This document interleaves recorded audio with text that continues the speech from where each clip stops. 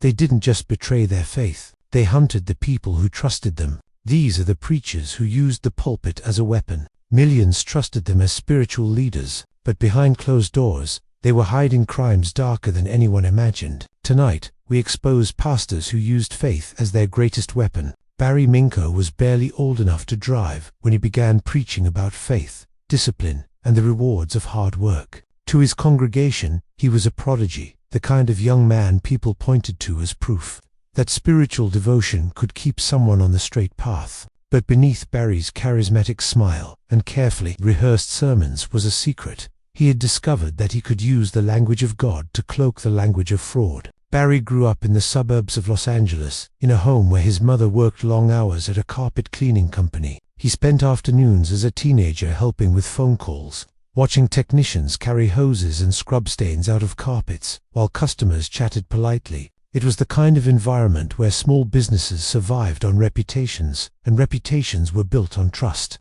Barry noticed something early on. People trusted anyone who spoke with confidence. The more certainty in someone's voice, the more they believed every word. At 15, Barry officially launched his own carpet cleaning business. ZZZZ, best, a name he later bragged, sounded like the best in the phone book because it started with 4G. At first, it was nothing more than a hobby, but soon, Barry realized something about himself. He could convince people of almost anything. As teachers praised him for his youthful ambition, Barry began preaching at local churches about discipline, saying hard work was something God expected from all believers. Older congregants admired him. They invited him to youth groups, testimonies, and prayer circles. His sermons grew more confident, his delivery more polished, and behind the scenes, he began forging checks. Customers who called ZZZZ best sometimes received services, but many didn't.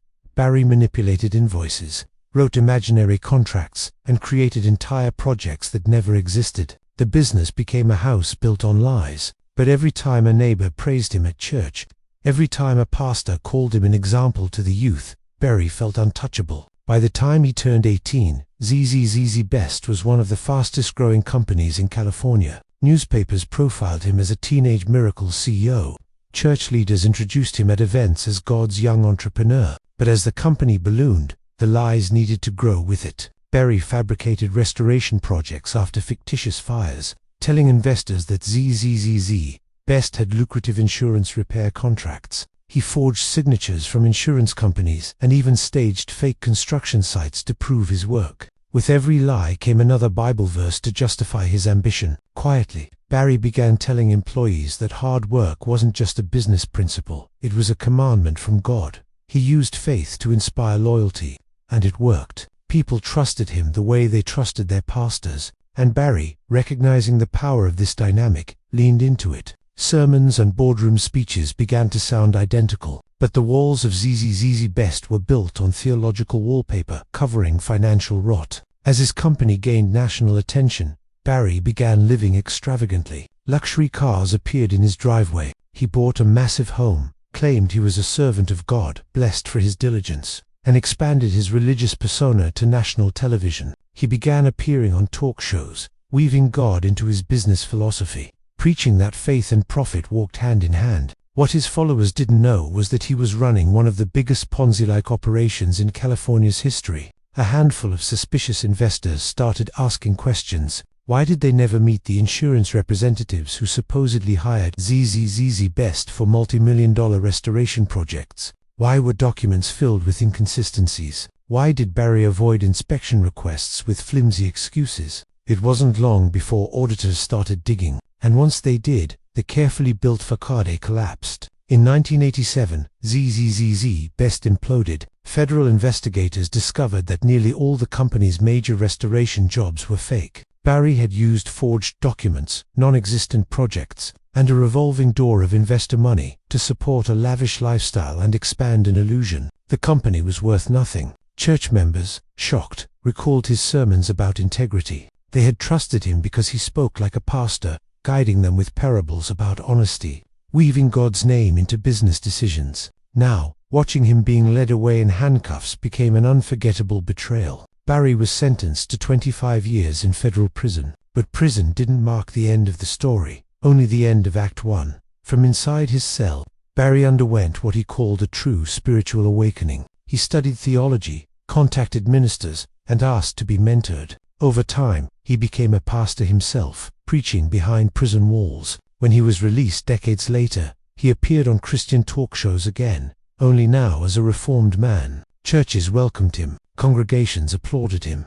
He preached against greed, warning that God can forgive any sin. But while many believed in second chances, others wondered why a convicted fraudster was being trusted with spiritual authority. In the early 2000s, Barry became the senior pastor of a church in San Diego. He used his story as a sermon centerpiece. Once a sinner, now saved, congregants told reporters they believed he had truly changed. He began advising businesses on ethics and started a fraud investigation firm. To his new followers, Barry was living proof of redemption. But behind the soft-spoken sermons, the forgiveness-centered theology, and the emotional testimonies, he was repeating old patterns. Quietly, Barry began stealing again, this time from the very church that trusted him. He skimmed funds from donations, misled parishioners, and defrauded businesses that paid him for expert consulting. Investigators later discovered he forged documents once again, fabricated accusations to extort companies, and used his religious authority to maintain followers' trust.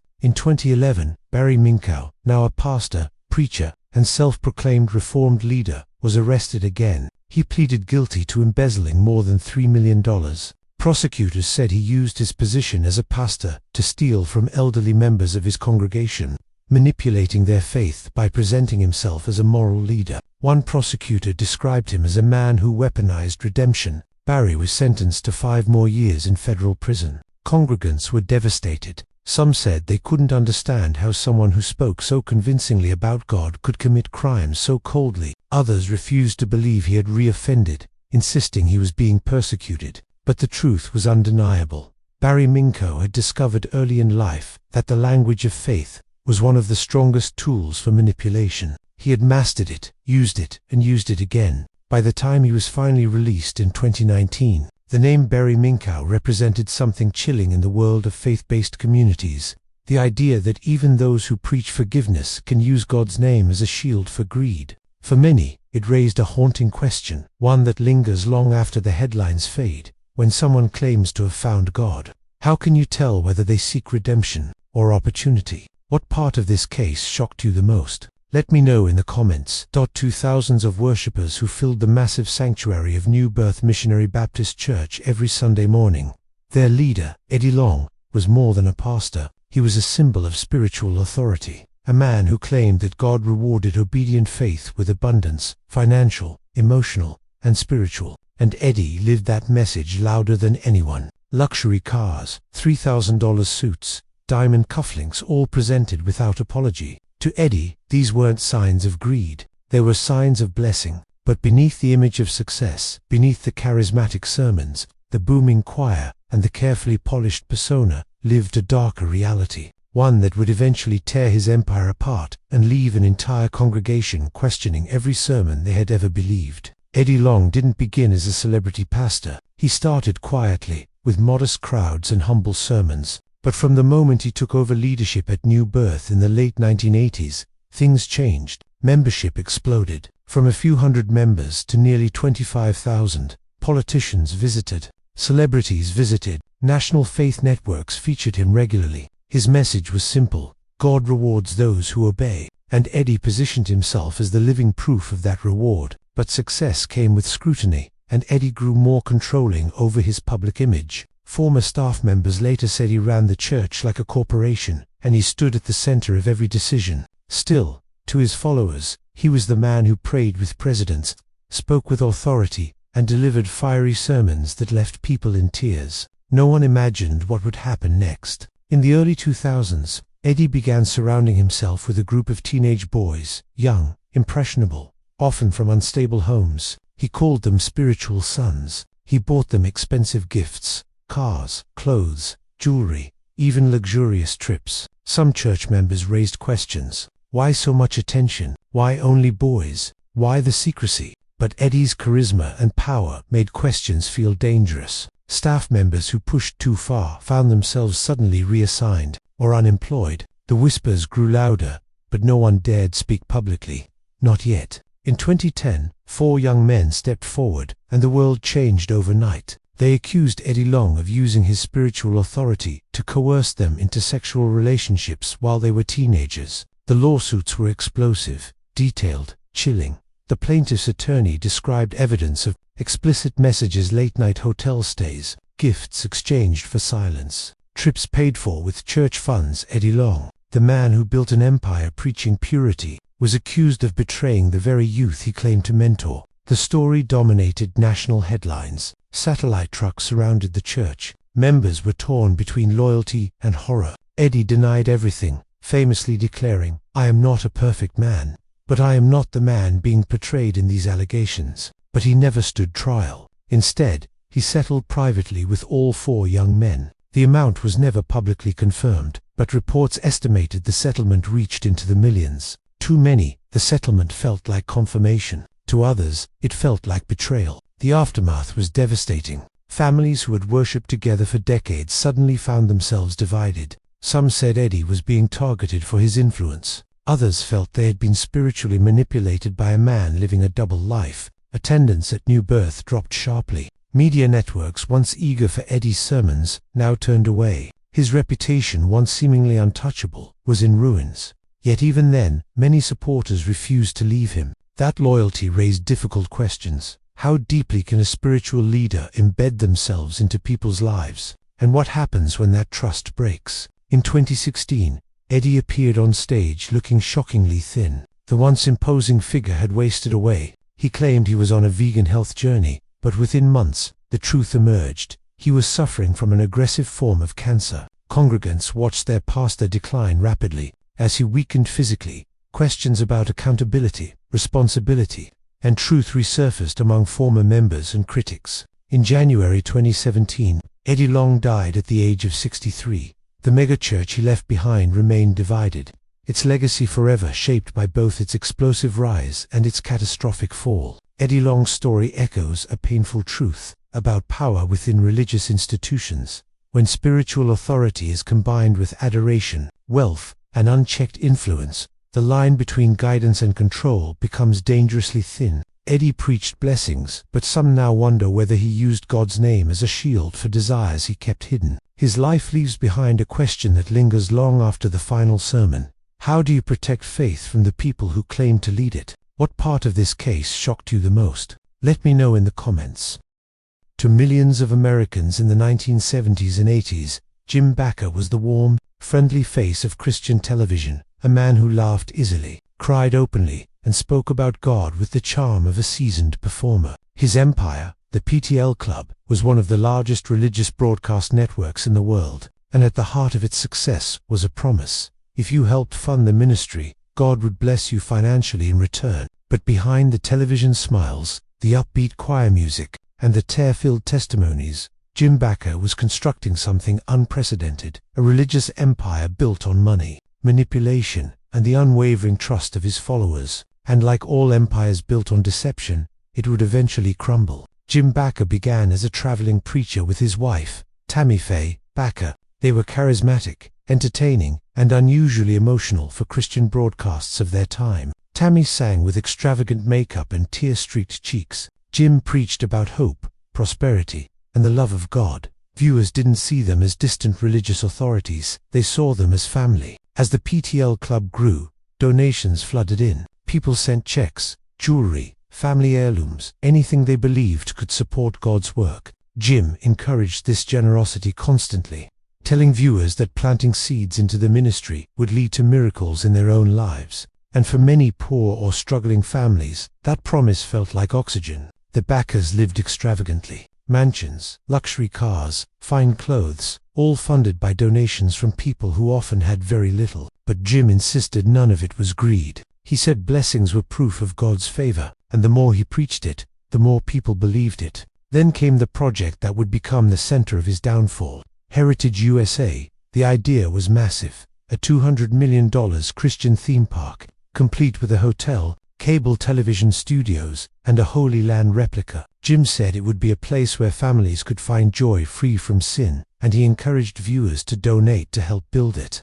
He sold lifetime partnerships, expensive memberships that guaranteed annual lodging at the resort. The problem was simple. Jim sold far more partnerships than the property could ever accommodate. Tens of thousands of people paid for yearly stays in rooms that didn't exist. And behind the scenes, PTL money was being siphoned off for personal use, hush payments, and lavish luxuries. The financial fraud alone could have destroyed the ministry. But the scandal that ultimately detonated everything was more personal. In 1987, it emerged that Jim Bakker had paid $279,000 to silence a young church secretary named Jessica Hahn. She said Jim had coerced her into a sexual encounter, something Jim denied, claiming it was consensual. But the revelation of the secret payout sent shockwaves across the religious world. The news broke during a time when televangelists were seen as untouchable spiritual giants. For millions of viewers, Jim Bakker was a man who cried during prayers and preached against sin.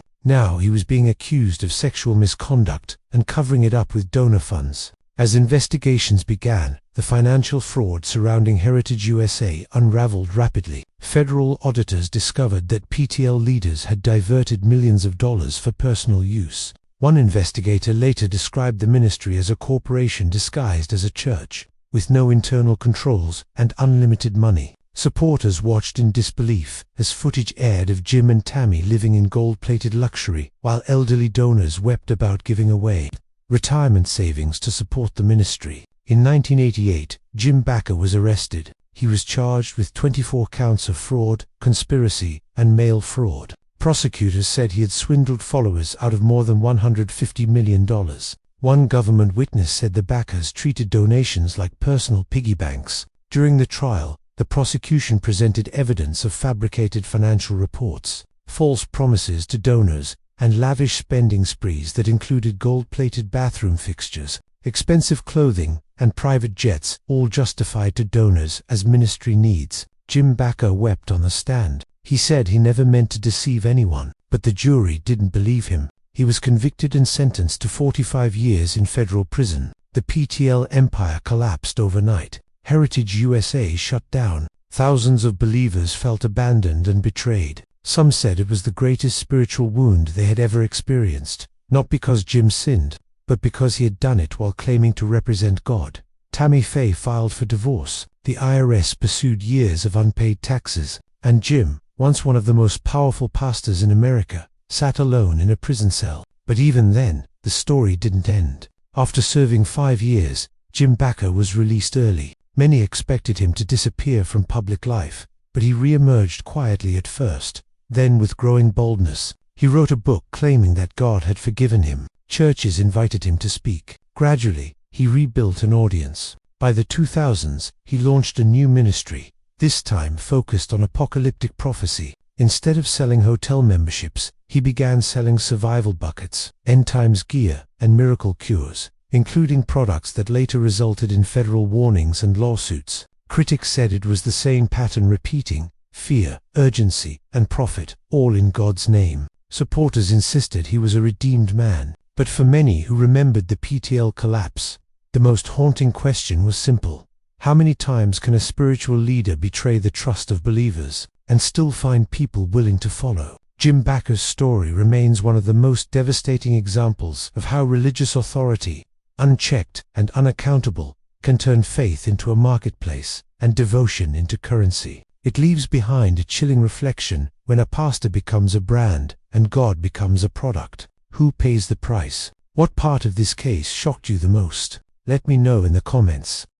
Tony Alamo built his empire in the heart of Arkansas, promising salvation, wealth, and devotion to anyone willing to surrender their life, and, in many cases, their freedom to him. To outsiders, he was a pastor, a man of faith with a booming voice and a confident smile. To his followers, he was a living testament that obedience to God could transform life, providing protection, prosperity, and spiritual guidance. Alamo's beginnings were humble. Born in 1934, he claimed to have discovered God in his youth, and he rapidly immersed himself in ministry work. By the 1970s, he had founded the Tony Alamo Christian Ministries, a congregation that soon attracted thousands. He preached a gospel that was unyielding, strict, and extremely demanding. Followers were told to abandon former lives, relinquish their personal wealth, and commit fully to his teachings. Alamo positioned himself as the only path to divine truth, a man whose word equaled God's. Alamo's sermons were charismatic, often flamboyant. He traveled extensively, giving fiery speeches about morality, sin, and the rewards of total devotion. He cultivated a narrative of exclusivity. Only those who fully submitted could be saved. But the pastoral image masked a far darker reality. Behind closed doors, Alamo's influence was not merely spiritual. It was manipulative, controlling, and at times criminal. He demanded complete financial obedience from his followers. They were coerced into signing over homes, vehicles, and businesses. Parents handed over custody of their children, believing that they were acting in accordance with God's will. Alamo promised protection, spiritual enlightenment, and community in exchange. Those who hesitated or questioned the teachings were ostracized, demonized, or publicly shamed during church gatherings. Over time, allegations emerged that went far beyond financial exploitation. Former members spoke of inappropriate sexual conduct, including abuse of minors. Investigations revealed that Alamo had used his position of power to manipulate vulnerable individuals, sometimes threatening spiritual damnation to maintain silence. Children were reportedly forced into labor, and adults compelled into servitude within church-run businesses. These abuses were framed as acts of devotion, and his victims were made to feel complicit in the spiritual path he dictated. The church's activities eventually drew the attention of federal authorities. In 1982, Alamo was convicted on multiple counts related to the production and distribution of obscene materials, videos that were later tied to sexual abuse within his ministry. But this conviction was only a small chapter in the broader story of manipulation and exploitation that would continue for decades. Despite the growing allegations, Alamo maintained a loyal following. His charisma, combined with the belief system he had meticulously constructed, kept members returning. Outsiders struggled to comprehend how someone with multiple criminal convictions could still command such authority.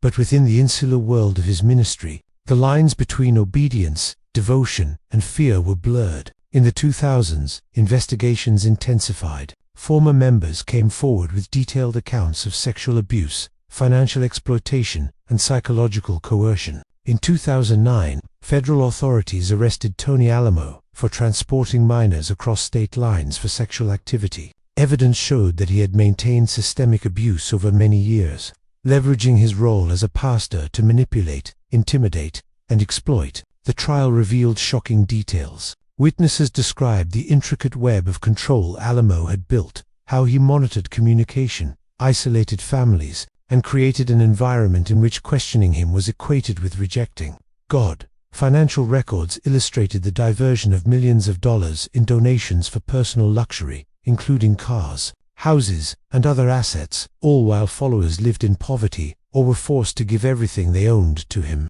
In 2013, Tony Alamo was convicted and sentenced to 175 years in federal prison. By then, he was a man who had transformed religious authority into a tool for domination. The church he founded was disbanded, assets seized, and many of his followers left to rebuild lives that had been systematically controlled and abused for decades. The aftermath left a profound scar on the community. Former members struggled with trauma, financial ruin, and the psychological burden of believing they were serving God while being exploited. The public reacted with horror as the full scale of the deception became known. For many, the story was a stark reminder that unchecked spiritual authority can become a weapon in the hands of those who prioritize greed and power over faith. Tony Alamo's life presents a chilling reflection. The very institutions created to guide and protect can be turned into mechanisms of oppression when power is absolute and faith is manipulated. It forces a haunting question for anyone who places trust in spiritual leaders. When faith is exploited, who truly suffers, the victims or the world that refuses to see? What part of this case shocked you the most? Let me know in the comments. Robert Tilton was a name that dominated Christian television in the late 1980s and early 1990s. To millions, he was a man of faith, a preacher who promised miracles, divine favor, and wealth to anyone willing to give generously. His ministry, Word of Faith Church, became one of the largest faith-based networks in the United States, reaching households coast to coast. With slick productions, emotional appeals, and an unwavering belief in prosperity theology, Clifton cultivated an image of God's chosen messenger, someone whose prayers could unlock blessings for the faithful. Tilton's rise was rapid. He began as a small-town preacher in Texas, delivering sermons that emphasized personal empowerment through faith. He argued that giving money to God, often through his ministry, was a form of sowing seeds that would return tenfold. Congregants were promised health, wealth, and divine favor in exchange for financial obedience. Television became his instrument. Every broadcast combined fervent prayer, emotional testimonies, and urgent appeals for donations. But the polished sermons masked a more sinister reality. Tilton's ministry relied heavily on manipulation. Production teams were instructed to edit footage so that viewers saw only the most emotional, responsive congregants. Scenes were staged to demonstrate miraculous recoveries and answered prayers, designed to convince audiences that their financial contributions were not only spiritual acts but necessary investments for divine favor. For years, Tilton amassed millions. His broadcasts included elaborate donation appeals, encouraging viewers to send checks, often repeatedly. They were told that God's blessing required action, and action required money, while congregants believed their offerings were supporting ministry work.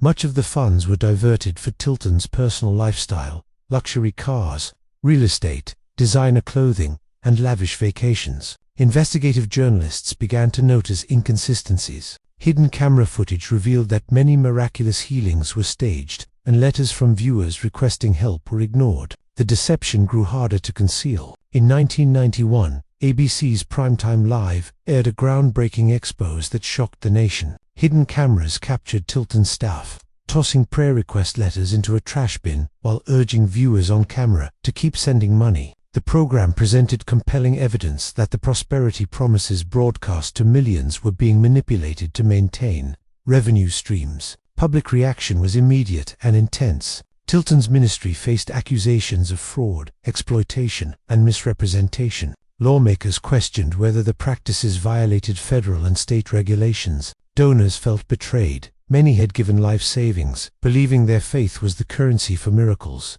The exposure destroyed Tilton's reputation almost overnight. The legal fallout was significant. Federal investigations scrutinized the finances of the Word of Faith Church, uncovering widespread mismanagement and personal enrichment. While Tilton initially denied wrongdoing, lawsuits were filed by former donors and ministry associates. Audits revealed millions diverted into Tilton's personal accounts and assets. Although Tilton avoided lengthy prison time due to technicalities and settlements, the ministry collapsed, leaving thousands disillusioned and financially devastated. Tilton attempted to stage a comeback in later years, but the damage to his credibility was permanent. The charismatic preacher who once claimed to channel God's blessings now served as a cautionary tale for televangelism. The Word of Faith Church ceased broadcasting on a large scale, and Tilton largely retreated from public life. The emotional and financial toll on his followers was profound. Many believers felt manipulated and ashamed,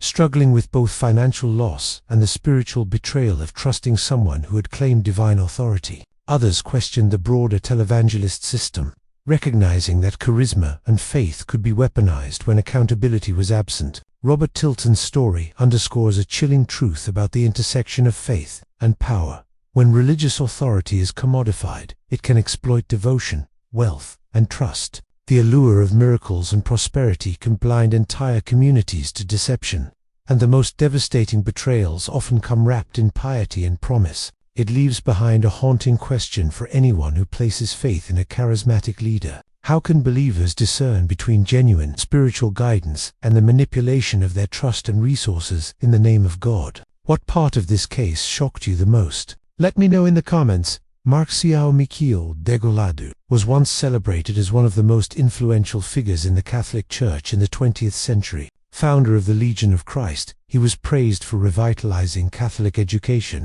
cultivating vocations, and creating a global network of priests and seminarians, 2 bishops, philanthropists, and faithful Catholics around the world. Maciel appeared to embody the Church's ideals: devotion, discipline, and moral authority. But beneath the polished image of piety and dedication lay a life of manipulation, deception, and abuse. Maciel was born in Mexico in 1920 and displayed early ambition and charisma. By his 20s, he had begun preaching and organizing religious communities. He emphasized obedience, strict discipline, and loyalty, principles he used to structure both his followers' lives and his own ascent within the church. His order, the Legion of Christ, promised rigorous education, spiritual growth, and a path to leadership for those who adhered to Maciel's strict standards. Over time, the Legion expanded globally, founding schools, universities, and seminaries that attracted elite families and powerful donors. To the public, Maciel's reputation was impeccable. He cultivated an image of humility, often portrayed as ascetic, despite reports of luxury and wealth behind the scenes. He met with popes, influenced bishops, and became a trusted advisor within Catholic circles. Donations poured into the Legion from wealthy families, eager to support education and mission work. Maciel became a figure whose authority was rarely questioned, a man who appeared untouchable. Behind closed doors, however, Maciel's behavior was predatory. Investigations later revealed a decades-long pattern of sexual abuse, including repeated exploitation of seminarians and young men under his authority. He used spiritual guidance as a tool for control, often coercing victims with threats of spiritual punishment or shaming them into silence. Allegedly, he maintained the secrecy of these abuses through manipulation, intimidation, and strategic favors. Those who resisted found themselves ostracized or expelled from the order. Maciel's power extended beyond the personal. He controlled communications, vetted seminarians' personal histories,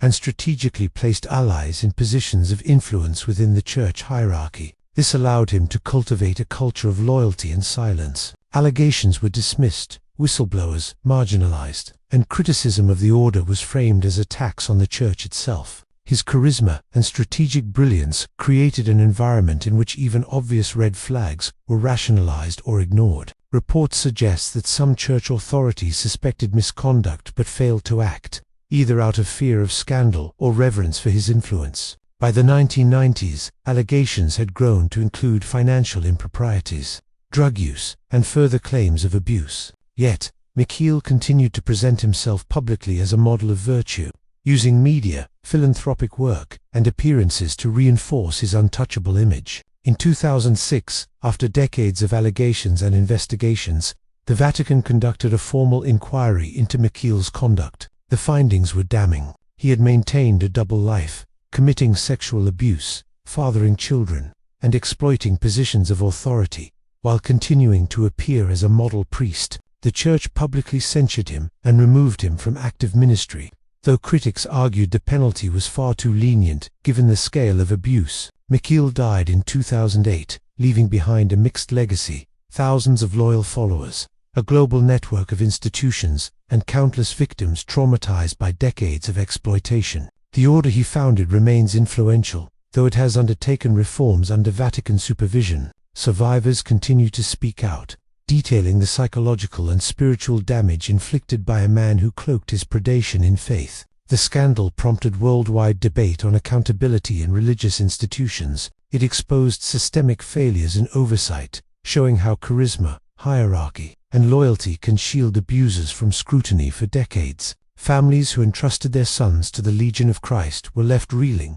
struggling with guilt, betrayal, and disbelief. The global church faced questions about how power could be abused on such a massive scale without intervention. Maciel's story demonstrates how unchecked authority in religious institutions can become a weapon. He was a man who wielded faith, not to uplift, but to dominate and exploit, a stark reminder that spiritual leadership, when unaccountable, can mask the darkest forms of human behavior. It leaves a chilling reflection for all who seek guidance through faith, when the very person entrusted with God's teachings uses them to control, harm, and enrich himself. Where does justice begin, and can faith survive the betrayal? What part of this case shocked you the most? Let me know in the comments. Which of these cases shocked you the most? Let us know in the comments.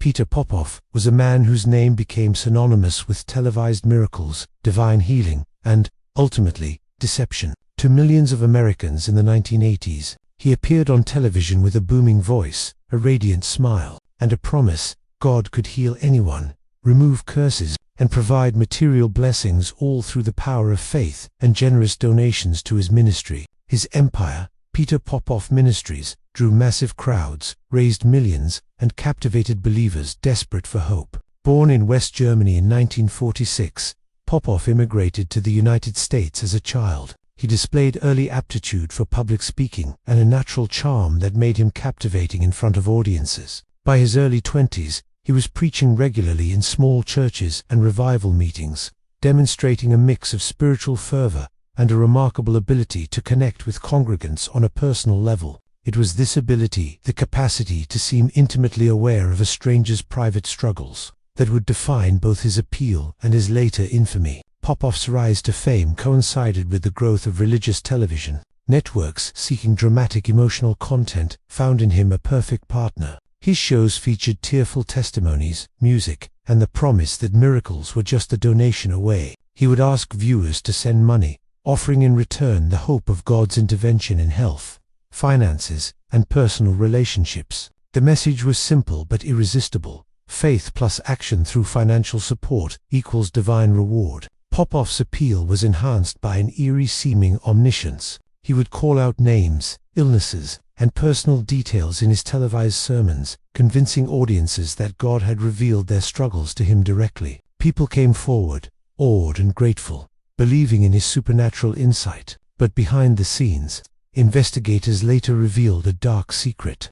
Popov was using hidden earpieces through which his wife and assistants fed him information collected from prayer cards and mailed letters. Every miracle appeared to be divine revelation, but it was actually carefully orchestrated deception. The scale of the operation was staggering. Popov encouraged viewers to donate tens, sometimes hundreds, of thousands of dollars. The ministry built lavish sets, purchased luxury vehicles, and maintained a lifestyle far beyond what most congregants could imagine. To outsiders, it was a spectacle of devotion. To believers, it was a manifestation of God's power, channeled through In 1986, the turning point arrived. James Randi, a famed magician and skeptic, publicly exposed Popov's methods on national television. Hidden microphones and careful observation demonstrated how he relied on assistants to feed him private information about audience members, a system designed to create the illusion of divine knowledge. The revelation shocked the public. Newspaper headlines and news broadcasts detailed the manipulation, the deceit, and the scale of financial exploitation. Despite this exposure, Popov's story did not end in legal conviction. He filed for bankruptcy in 1987 after federal investigations and a collapse in donations, temporarily disappearing from the public eye. But his charisma and resilience allowed him to return decades later, rebranding his ministry in the 2000s with satellite television and online platforms. Though the public was aware of his previous deception, many viewers either forgot or were willing to believe he had been redeemed. Throughout his career, Popov manipulated not just faith but psychology. He understood fear, hope, and desire better than most, using televised miracles to elicit emotional responses that encouraged financial contribution. Vulnerable individuals, desperate for healing or blessings, were especially susceptible. This manipulation left lasting emotional and financial scars. Investigations revealed families impoverished by relentless giving, personal relationships strained by manipulation, and an enduring legacy of skepticism in the broader religious community. Even after his public exposure, Popov maintained a loyal following. He framed his critics as enemies of God, claimed that his detractors were jealous of divine favor, and insisted that faith, not money, remained the path to true healing. For many followers, the allure of immediate miracles, the idea that God could directly intervene through Popov, outweighed past deception. The story of Peter Popov expands beyond simple greed. It reflects a broader vulnerability in religious systems where charisma, spectacle, and authority can override discernment. His ministry exploited human desire for hope, using the language of God as a tool for persuasion and personal gain. Entire families were financially devastated, while the illusion of divine intervention perpetuated his influence. Popov's life raises profound questions about trust, faith, and accountability in spiritual leadership. His story forces believers and skeptics alike to grapple with a chilling reality. The more someone appears to channel God's power, the more dangerous their influence can become if wielded dishonestly. When someone stands on a stage claiming to speak for God, equipped with charm, spectacle, and intimate knowledge of personal struggles, how can a believer separate genuine faith from carefully orchestrated manipulation? And when the hope of miracles is used as a weapon, How many lives are quietly destroyed in the pursuit of power and profit? What part of this case shocked you the most? Let me know in the comments. Myung Moon, the founder of the Unification Church, was a man who captivated millions with promises of spiritual fulfillment, global peace, and the sanctity of family. Born in Korea in 1920, he claimed to have received a divine calling at a young age, asserting that God had chosen him to complete the unfinished work of Jesus Christ. His charisma, persuasive vision, and ability to mobilize followers quickly transformed his church into an international movement, with millions attending services, participating in mass weddings,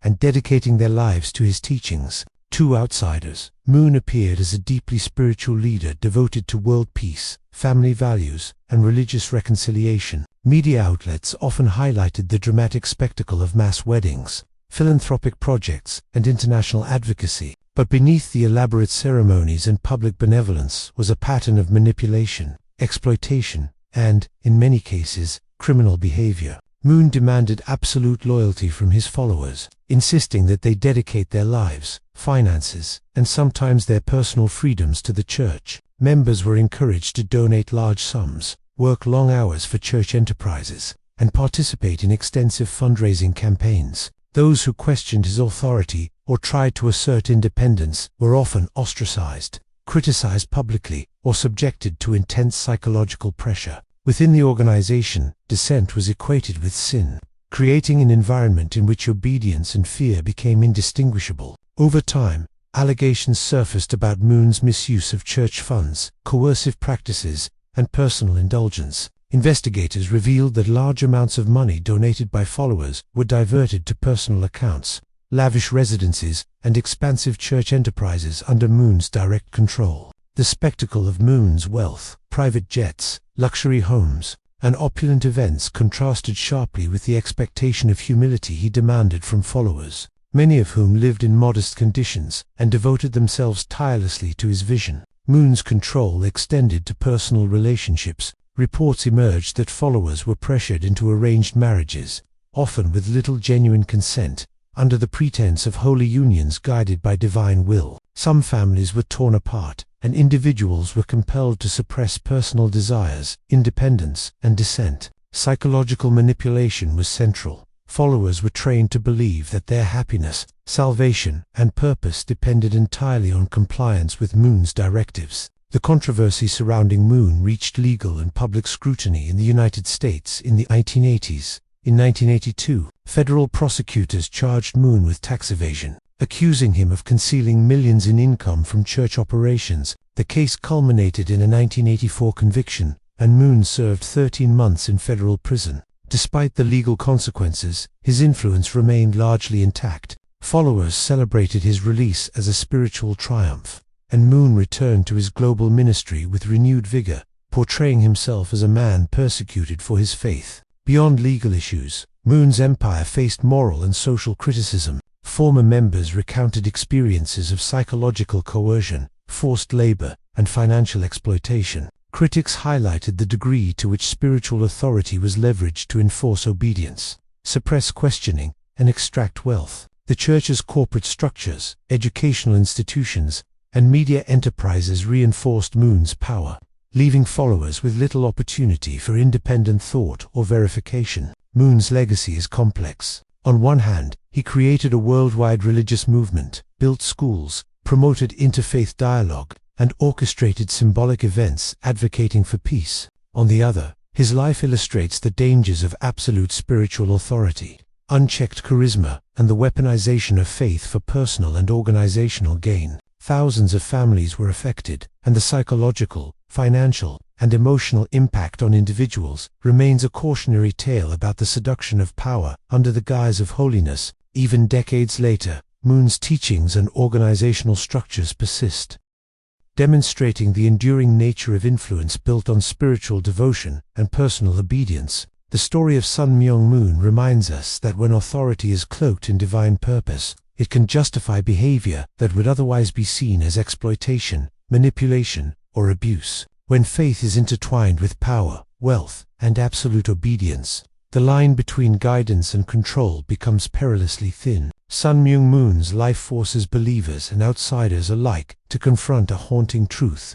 The more someone claims divine authority, the more vulnerable followers become, and the more devastating the betrayal when that authority is misused. What part of this case shocked you the most? Let me know in the comments. Wang Ming, a towering figure in Chinese Protestant Christianity, was both revered and feared, respected for his unwavering faith, and criticized for his authoritarian control over followers. Born in 1900, Wang emerged during a time of social and political upheaval in China, when traditional authority structures were collapsing and millions were searching for spiritual meaning. His early life was marked by poverty and hardship. He grew up witnessing the chaos of the early republic, foreign incursions, and widespread inequality. These experiences shaped his worldview, instilling in him a belief that spiritual discipline and moral rigor were essential to withstand the evils of the world. By the 1920s, Wang had embraced Christianity with he became a preacher in local churches, gaining a reputation for intense sermons, strict moral codes, and unwavering dedication to the Bible. Unlike other pastors of his era, Wang emphasized personal piety over institutional expansion. He demanded that followers adhere to a rigid ethical framework, abstinence from alcohol, avoidance of worldly pleasures, and complete loyalty to his teachings. Those who faltered were publicly admonished, a method that simultaneously reinforced his authority and instilled fear. By the 1930s and 40s, Wang's influence had grown. He established the Zhonghua Gospel Mission, which attracted thousands of followers seeking refuge from both political unrest and spiritual uncertainty. His sermons combined fiery denunciations of sin with promises of divine protection for the obedient. Followers were drawn not only to the moral clarity he offered, but also to the sense of community and purpose. His church provided. Wang's charisma and rigorous theology created a loyal base, many of whom were willing to devote their entire lives to his guidance. However, Wang's rigid control over his followers had a darker side.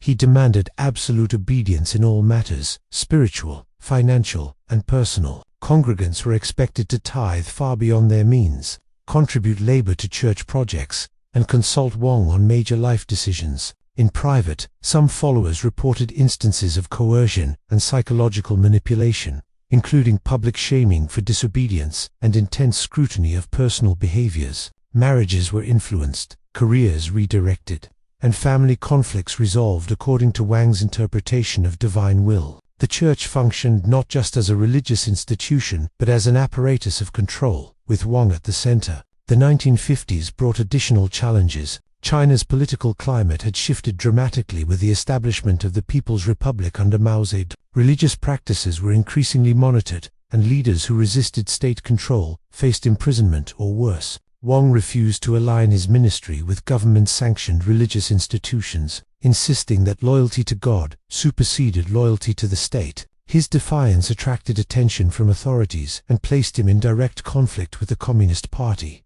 Wang was arrested multiple times, enduring long periods of solitary confinement. Yet his imprisonment only enhanced his mystique. Followers revered him as a martyr and a steadfast defender of faith. Despite his imprisonment, Wang continued to exert influence over his congregation. Letters, coded messages, and trusted intermediaries maintained his authority, even behind bars. He guided church doctrine, influenced financial matters, and dictated the moral conduct of followers. This level of control created a paradox. While Wang suffered physically and endured persecution, his power over others remained largely intact. Wang's strict authoritarianism also led to personal and spiritual abuses. Followers recounted that he would manipulate guilt, instill fear of divine retribution, and demand sacrifices that extended beyond reasonable religious observance. Many lived in poverty, donating not only money, but labor and personal assets to maintain the church's infrastructure and support Wang's household.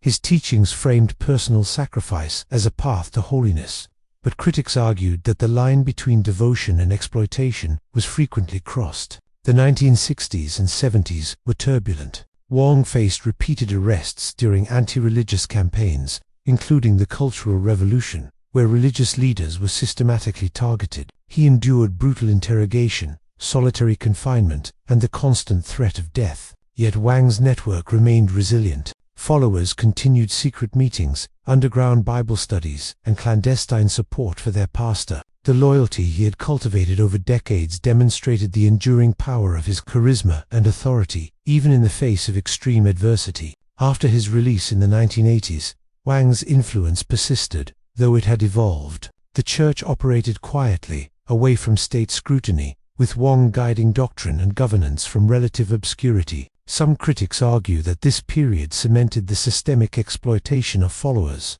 Control was now enforced with subtler methods, including moral pressure, social ostracism, and internalized fear of divine judgment. Wang's ability to maintain authority without physical oversight showcased the psychological depth of his manipulation. Financial exploitation was another dimension of Wang's control. Congregants were encouraged to give beyond their means, often at the expense of family well-being. Church funds were tightly controlled by Wang and his close associates, with little transparency. Donations funded church operations, housing for Wang, and missionary work, but also a lavish lifestyle relative to the average follower. Evidence suggests that Wang leveraged his spiritual authority to justify material accumulation, framing it as necessary for the spread of God's work. The moral and psychological impact on followers was profound. Many lived with conflicting emotions, deep reverence for Wang's spiritual guidance coupled with resentment or guilt over personal sacrifices. Former members described feeling trapped,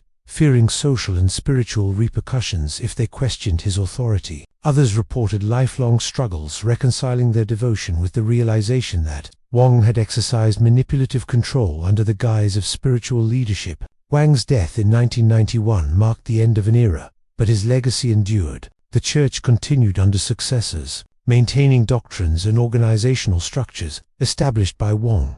Followers continued to recount both the spiritual upliftment and the psychological burden of life under his guidance. Scholars analyzing his ministry argue that Wang's story highlights the dangers inherent in concentrated spiritual authority, particularly when combined with charisma, isolation of followers, and a system that discourages questioning. The story of Wang Mingdao offers a chilling lesson about faith, control, and exploitation. It demonstrates how a charismatic leader, operating under the pretext of divine authority, can exercise enormous power over individuals, finances, personal decisions, and moral autonomy. While Wang endured personal persecution, the structural and psychological control he maintained over others represents a deeper, lasting harm, one that extended far beyond his lifetime. When a leader demands total obedience, shapes morality, and controls resources under the banner of divine authority, where does devotion end and exploitation begin? Wang Mingdao's life forces a haunting question.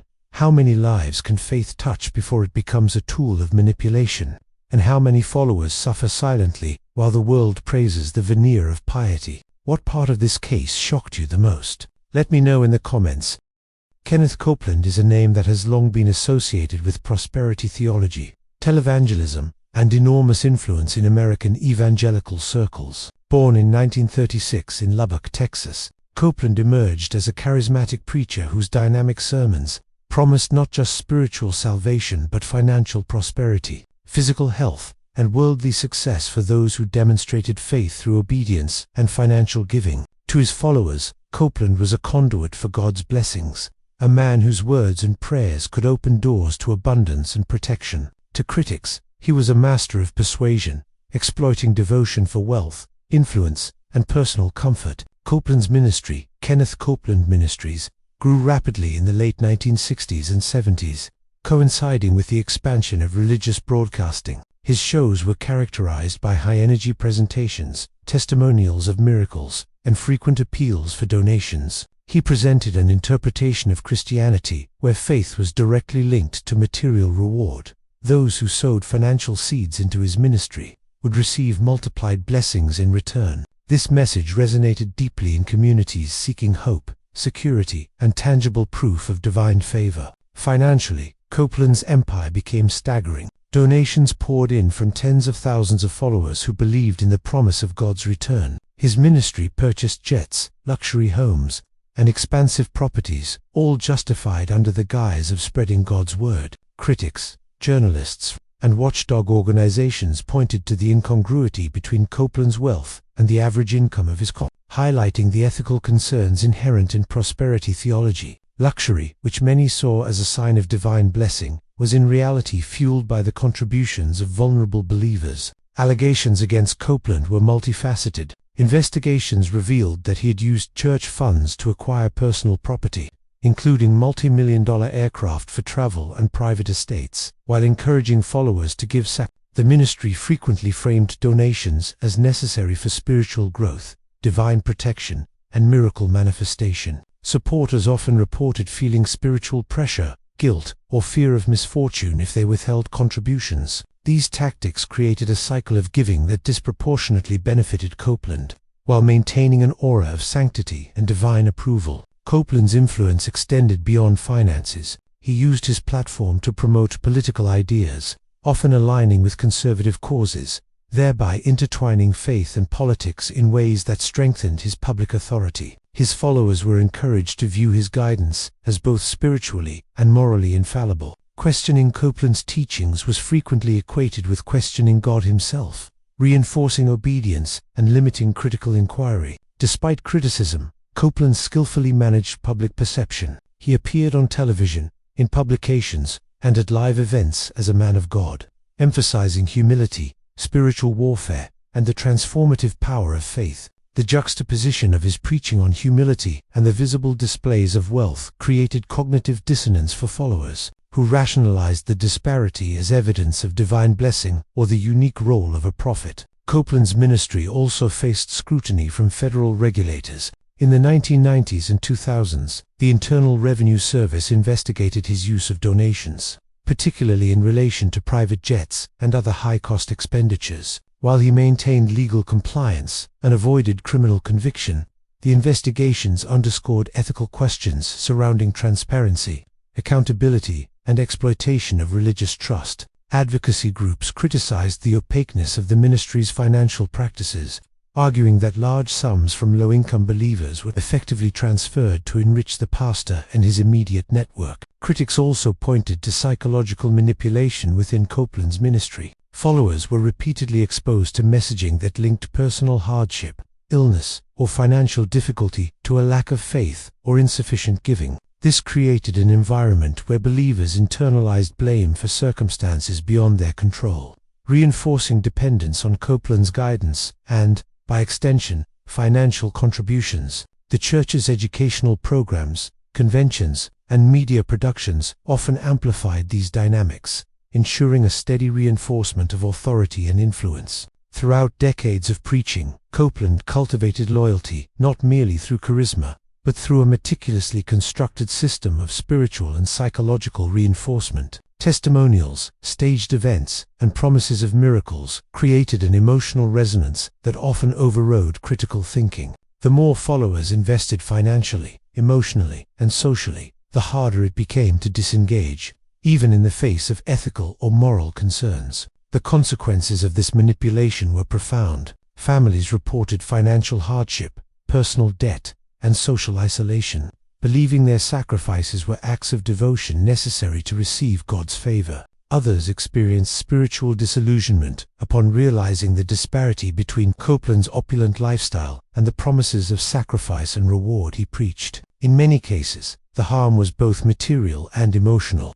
leaving lasting effects on the faith, finances, and psychology of his followers. Copeland's story reflects a broader pattern observed in modern prosperity ministries: the use of religious authority to accumulate wealth, the reinforcement of obedience through spiritual pressure, and the cultivation of an environment in which questioning the leader is tantamount to questioning God. While Copeland remains a prominent figure in evangelical media, his legacy raises essential questions about ethics, accountability, and the vulnerabilities of believers who are drawn to promises of divine favor. Kenneth Copeland's life exposes a chilling reality. When spiritual authority is combined with persuasive media, wealth, and promises of divine reward, faith can be weaponized. Devotion, hope, and trust, the very foundations of religious life, can become tools for personal enrichment. And in such a world, the most vulnerable often pay the heaviest price, while the architect of their faith continues to thrive. What part of this case shocked you the most?